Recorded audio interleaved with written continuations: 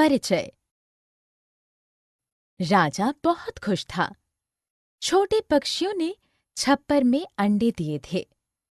अंडों में से बच्चे निकल चुके थे और वह बच्चों की आवाज सुन सकता था।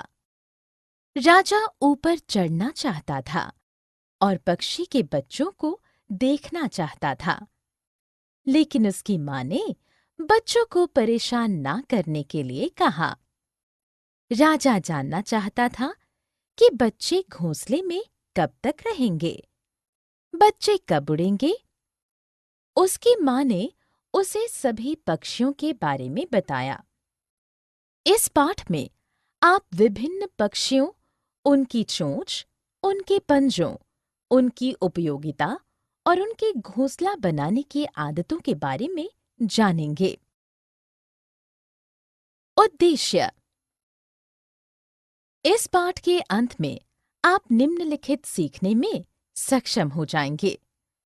विभिन्न प्रकार के पक्षियों और उनके घोंसलों पर चर्चा करने में, घोंसला बनाने के लिए उपयोग किए जाने वाले सामान की पहचान करने में, चोंच और पंजे को देखकर पक्षियों की पहचान करने में। घोंसले का निर्माण। पक्षी प्रायः अप्रैल के महीने के दौरान घोंसलों के निर्माण में केवल कुछ ही दिन का समय लगाते हैं। मादा पक्षी घोंसलों में अंडे देती है। दोनों माता पिता पक्षी अंडों की देखभाल करते हैं और जब तक वे उड़ने के लिए तैयार नहीं हो जाते, तब तक अपने बच्चों को खिलाते हैं।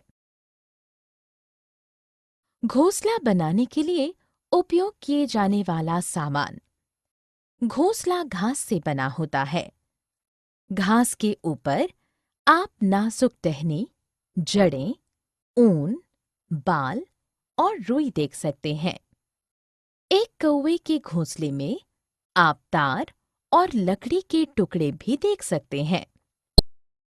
कोयल बहुत मीठा गाती है, लेकिन यह पक्षी अपना घोंसला नहीं बनाती है। यह एक कौवे के घोंसले में अंडे देती है। उल्लू जैसे कुछ पक्षी पुराने छाल की गुहा में रहते हैं। विभिन्न घोंसले। विभिन्न प्रकार के पक्षियों के घोंसलों को देखें।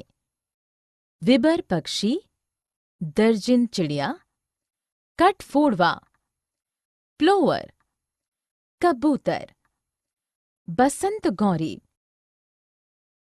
चोंच। यदि आप पक्षियों को ध्यान से देखें तो आप पाएंगे कि उनकी चोंच भिन्न भिन्न होती है।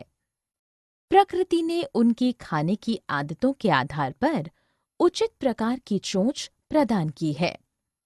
बतख, गुल, चील, क्रॉसबिल, नाइटहॉक, एवोसेट, कठफोड़वा, तोता, मराल, कीवी, स्पूनबिल, हवासील। पक्षियों के पंजे। पक्षियों के पंजों पर एक नजर डालें। ऊंट, जंगली बत्तख, बाज, कठफोड़वा, ग्राउस, शुतुरमुर्ग, तोता, जलकपोत, कौवा, बतख। सारांश। हमने जो कुछ सीखा है उसे संक्षेप में दोहराएं। पक्षी घोंसलों में अंडे देते हैं। पक्षी घास, नाजुक टहनियों, जड़ों, ऊन, बाल और रुई के साथ घोंसला बनाते हैं।